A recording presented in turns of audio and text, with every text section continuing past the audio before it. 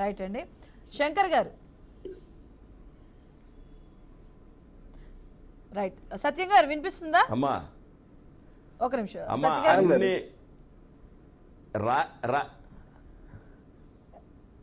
Right. Shankar గారు చెప్పండి.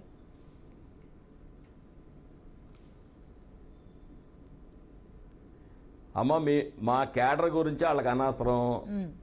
మా కేడర్ ఏం మాట్లాడుకుందో, కింద స్థాయి కేడర్ ఏం మాట్లాడుకుందో ఇది కాదు కదా. ప్రజలకు కావాల్సింది ఏంటి? నువ్వు స్పెషల్ స్టేటస్ తెచ్చావా లేదా, విశాఖ తెచ్చావా లేదా, రైల్వే జోన్ తెచ్చావా లేదా, ఇవి మాట్లాడకుండా మా కేడర్ గురించి వారికి ఎందుకు, ఆ పార్టీకి ఎందుకు? అసలు మేము పార్లమెంట్లో లేము, అసెంబ్లీలో లేము, మా గురించి భయం ఎందుకు మీకు? సింగిల్గా వెళ్తాం, సింగిల్గా వెళ్ళొద్దని ఎవరన్నారు? పొత్తుల్లో వెళ్ళిన వాళ్ళు మహామహులే పొత్తుల్లో వెళ్ళారు. రాజశేఖర రెడ్డి గారు వెళ్ళలేదా? చంద్రబాబు గారు వెళ్ళదా? అందరూ పొత్తుల్లో వెళ్ళిన వాళ్ళే. ఇదే మీ అధినాయకులు గతంలో టీడీపీ వాళ్ళని ఏం మాట్లాడారో ఒకసారి చూడండి సార్ వీడియోస్. టీడీపీ నాయకుల్ని మీ అధినాయకులు గతంలో ఏం మాట్లాడారో ఒకసారి మీరు కూడా చూడండి. మీ నాయకత్వాన్ని కోసం మీరు అనలేదు.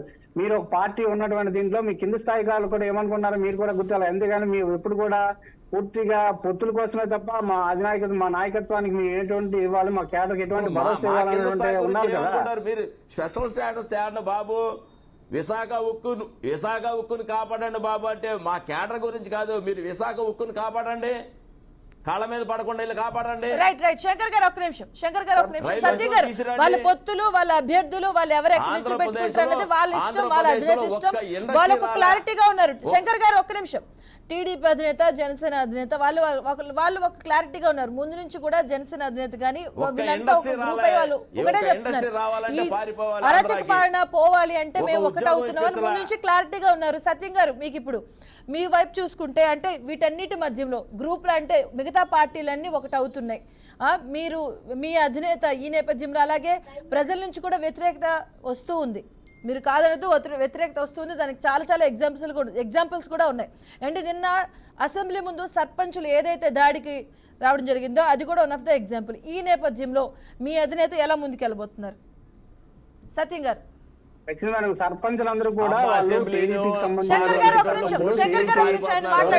సానుభూతి పట్లగా ఉన్నటువంటి శంకర్ గారిని మాట్లాడొద్దని చెప్పండి. టీడీపీ సానుభూతి పట్లగా ఉన్నటువంటి ఎవరైతే ఉన్నారో వారందరూ కూడా